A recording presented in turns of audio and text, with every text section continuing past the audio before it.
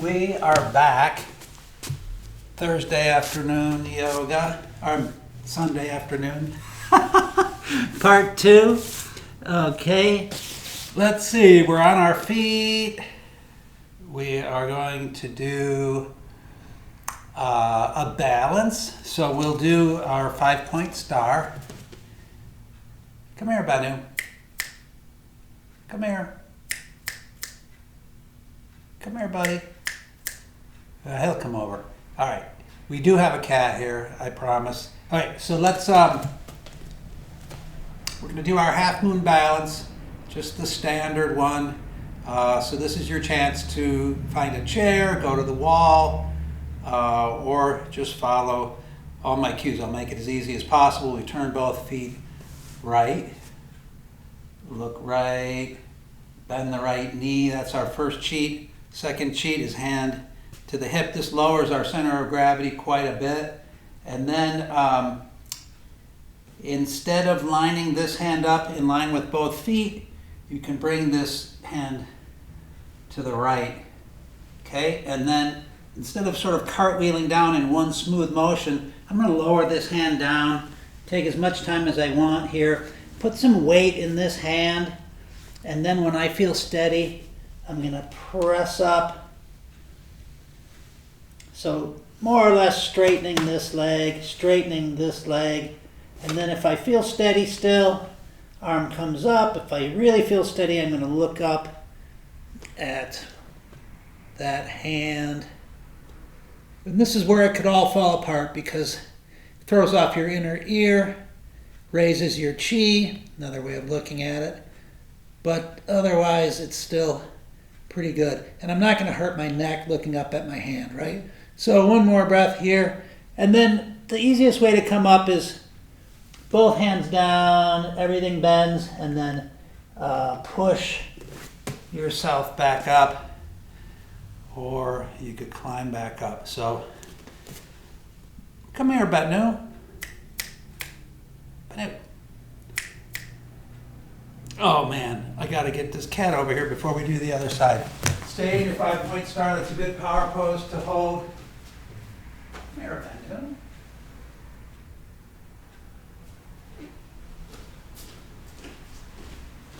He's so shy. What a shy cat. There's a good man. Got his brush and everything. Look at that. He loves his brush. Okay. Let's do the other side. Turn both feet left. Look left. Bend the left knee. Hand to the hip. Instead of going straight down, I'm going to go over to the left. Down. Up. To here. See if I can do this. The final part on this would be hands to the heart. Maybe not. And then again, hands down, or you can also just pull yourself back up, sort of a reverse cartwheel. Okay, and then before we release this pose, pull the arms back, open the chest and heart and throat. Okay, never forget the heart opener. And then see if I can hop in without disturbing Banu, now that he's asleep.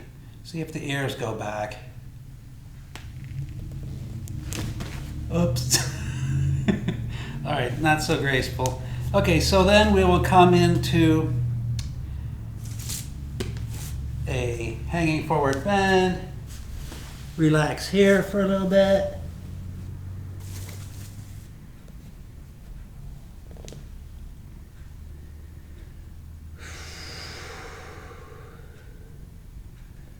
And we can come back to downward facing dog. See if I can hop back without alarming Banu or drawing his attention. That's not too bad. All right. Okay, good.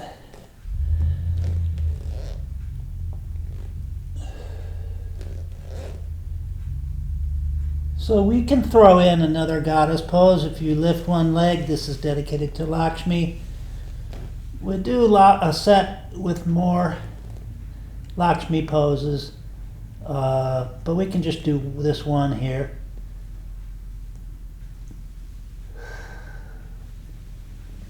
And you can lift the other leg when you're ready.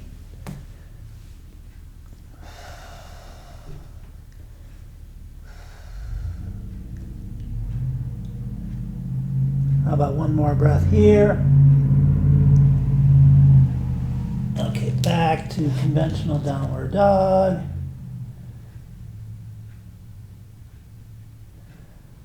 One more breath here. And then just drop down to hands and knees. We'll do our cat and our cow. And then this is the only set where I even mentioned the divinity of the cow.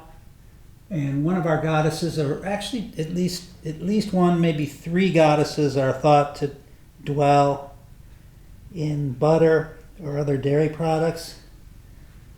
One of them I know for sure is Aditi.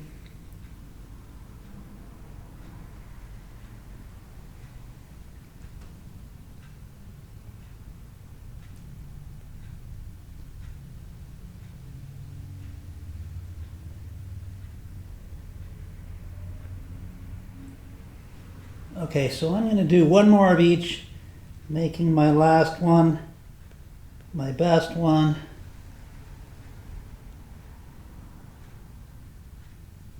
All right, good. Come to a neutral back.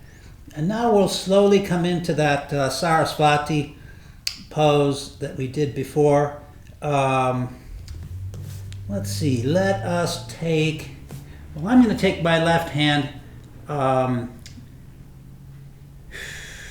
If you do the mirror image of me, you should still be able to see your screen. So I'm going to bring my left arm up slowly. Don't rush this part. Start to reach back. And then find your right foot. And we will stay here in either this is a form of a half bow, it's also Vyagrasana, a tiger pose, but we're not going to stay here long. This is just a stop on the way to our next pose. So I'm going to take my right knee, bring it across my left leg, set it down, release the foot. Bring my arms into that Venus shape. It's like a backwards L in this case, and then slide my right leg diagonally away from me. And then rest my head on my left forearm. You might be doing the exact opposite of me, which is fine.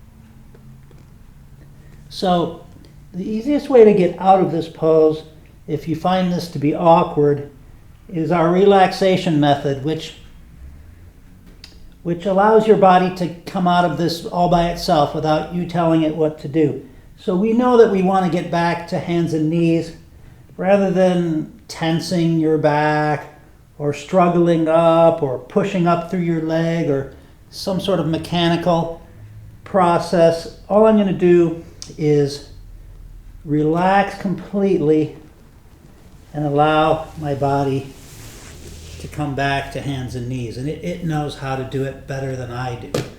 So when you're ready, we'll start bringing the right arm up.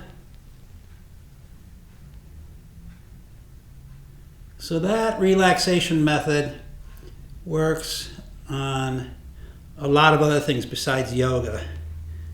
If you're trying to certain tasks, physical or otherwise, if you're basically just getting out of your own way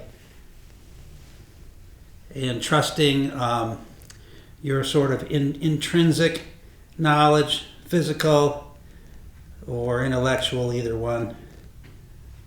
So a nice half bow or tiger pose. Okay, how about we will take the leg over, take the knee over the leg, release the foot, arms in an L shape, slide that leg diagonally back, rest the head on the forearm, and just hang out here, breathing.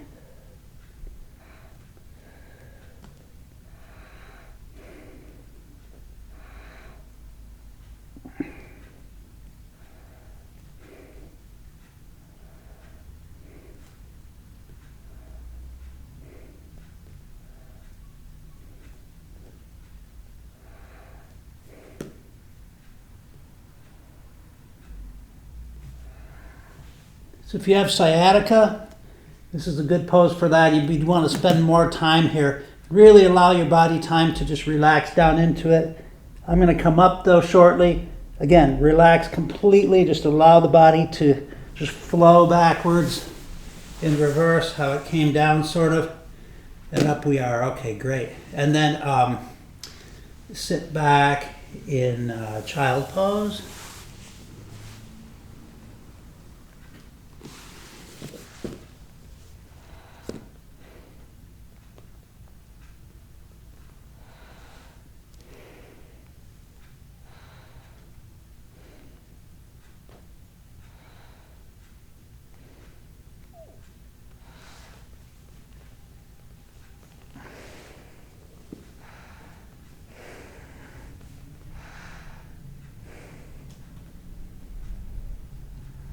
All right, we'll do our rabbit pose. We have at least 3 variations on this theme. Each one you have to roll forward onto the crown point of your head. So you should make a cushion with your mat. I'll wait. You're just scrunching it up or folding it up or whatever you're doing so that it doesn't hurt your head, because we'll be here for several breaths. Okay, so the classic hatha rabbit is just you're up on your toes, hold on to your heels, and then a more difficult version, walk your feet away from you, hold your ankles, and then I think most people's favorite is joining the hands behind the back to make the large bunny ears.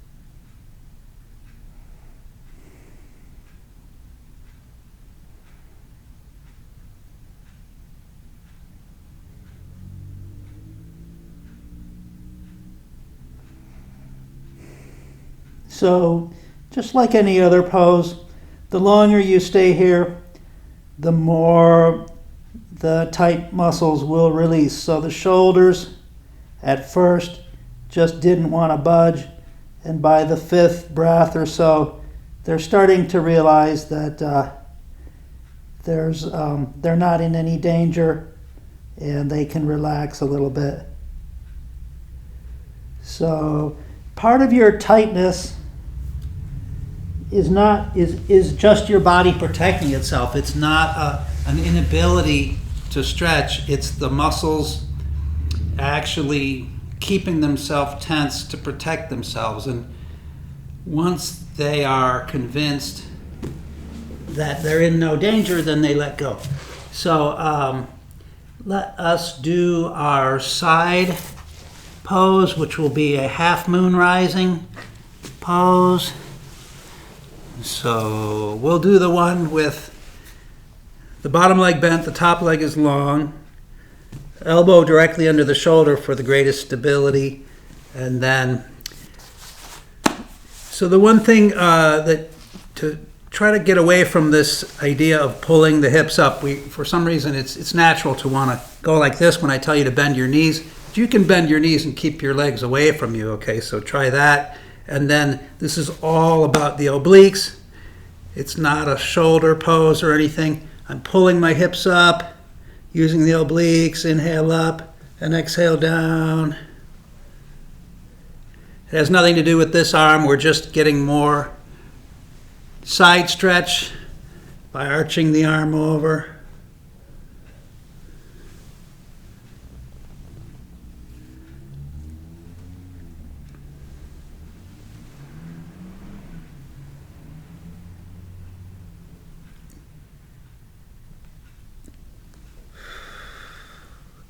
So how about next time we go up, we'll hold at the top, and then we'll actually try making our little half moon balance from down here. So the arm goes up, leg goes up, and this is our lowest version of the half moon. One more breath here. Come on down. Has a little bit of a plank energy in it too, which is good. Switch sides. Begin whenever you're ready.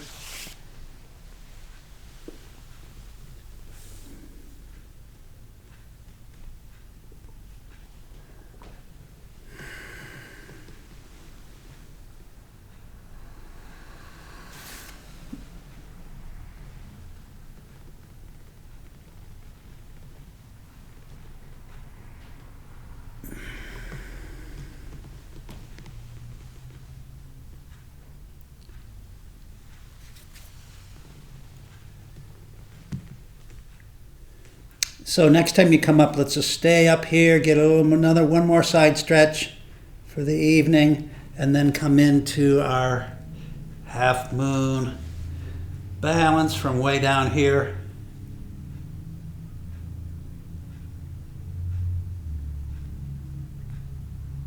How about one more breath? And then let's lay back. We have time for Shakti Asana. Again, this is another pose that's always referred to as a goddess pose, but they never identify it. My research says it's dedicated to Shakti, which is the representative of the primordial feminine energy in the universe. So my legs are in a diamond, soles of the feet together. Allow the gravity to draw the knees down, opening the hips. One hand is on your belly, feeling your breathing. The other hand is on your heart, feeling your heartbeat. And we're not done yet. We're just relaxing a little bit.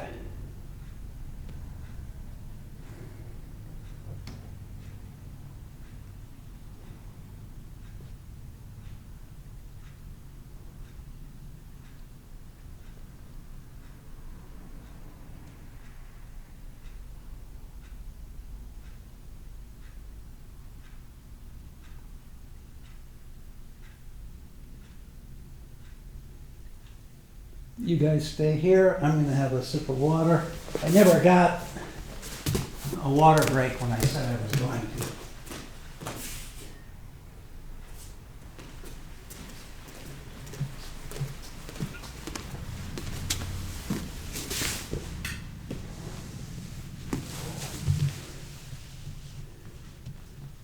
So this is actually alternative to Savasana. If you wanted to, if you're just done and you wanted to stay here, all we're going to do is our closing twist from here. So you could stay here or hug your knees to your chest. Remember, this has nothing to do with our knees and our arms. This is all about just loosening the lower back, letting the lower back just release gently. And then keeping the knees together in a little bundle. I'll bring the arms out to the sides. Drop the knees to one side, head to the other. If you usually have your palms down, have your palms up.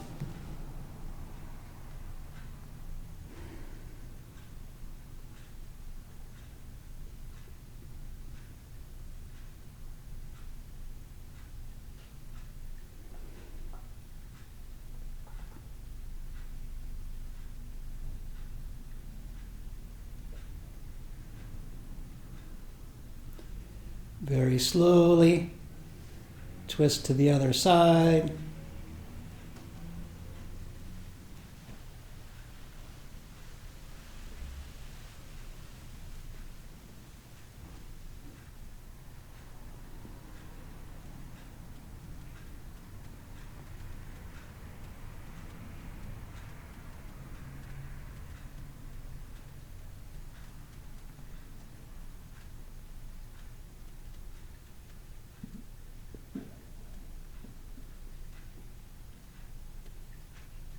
Slowly come back to center. Hug your knees to your chest one final time. Release any leftover tension anywhere in your body, anywhere you can find it. Maybe do some shoulder rolls, maybe a very careful neck movement. Whenever you're ready, take one last breath and exhale, collapse down into your corpse pose. Go into our final Shavasana meditation. If you don't meditate, just do long, even, natural breathing into your belly. If you do meditate, that's where most meditation starts, is with your breath. And then you can go to your favorite mental imagery, or you may simply try to clear your mind of all thoughts. And I'll even turn the lights down a little bit.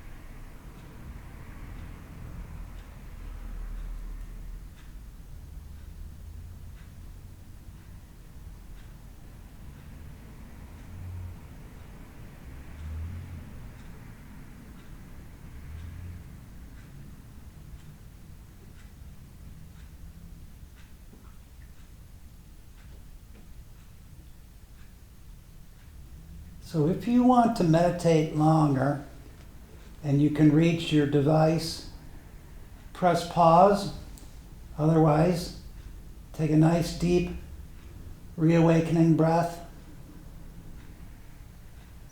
Roll onto your side. Roll onto the side that you don't normally roll onto. So in my case, I roll away from you. Take some more breaths here. Support your head. Come into a fetal position, like a baby.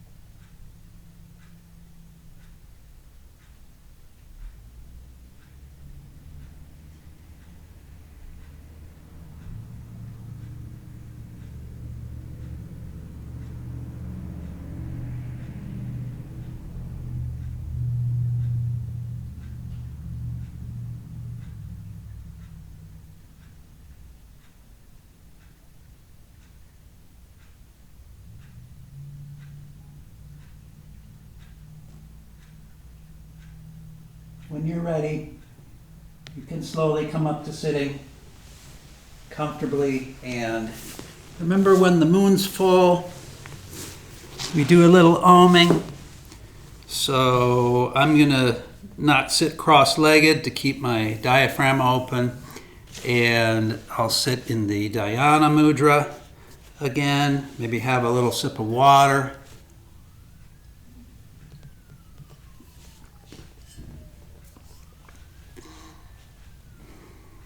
Take some more breaths before we om. So So we're all in our own homes and we don't have to feel self-conscious about oming. So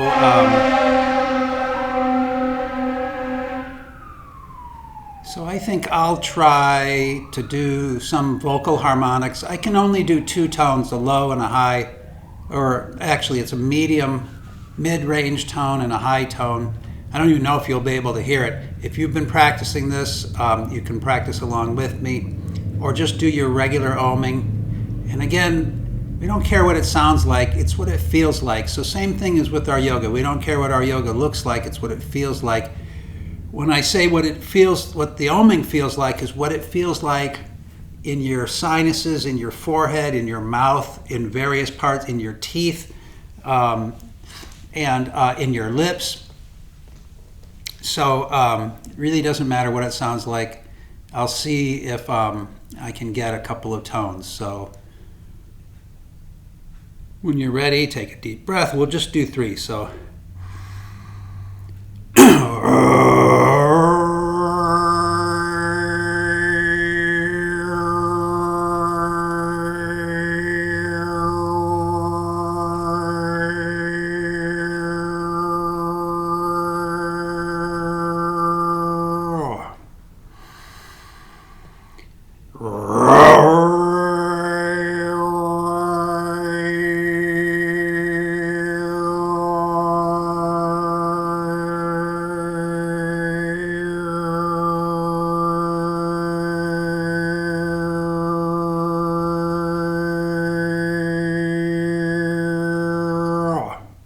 and then just one more om.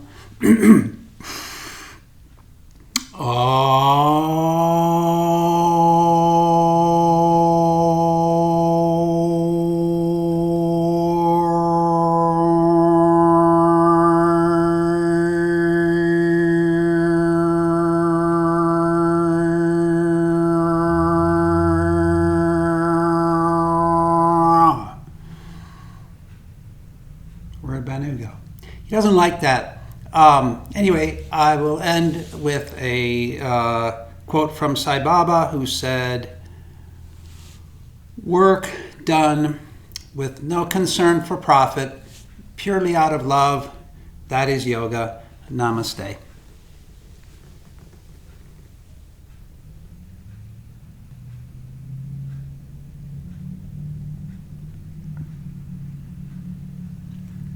And thank you so much for tuning in. It's an extreme pleasure to practice with you. High point of my day. And I hope you all tune in and spread the word, because not everybody knows about this. This came upon us so suddenly, there was no time to prepare. So there's a lot of people out there who have no idea what we're doing with these videos, people who used to do yoga with us. So spread the word if you can. And thank you so much.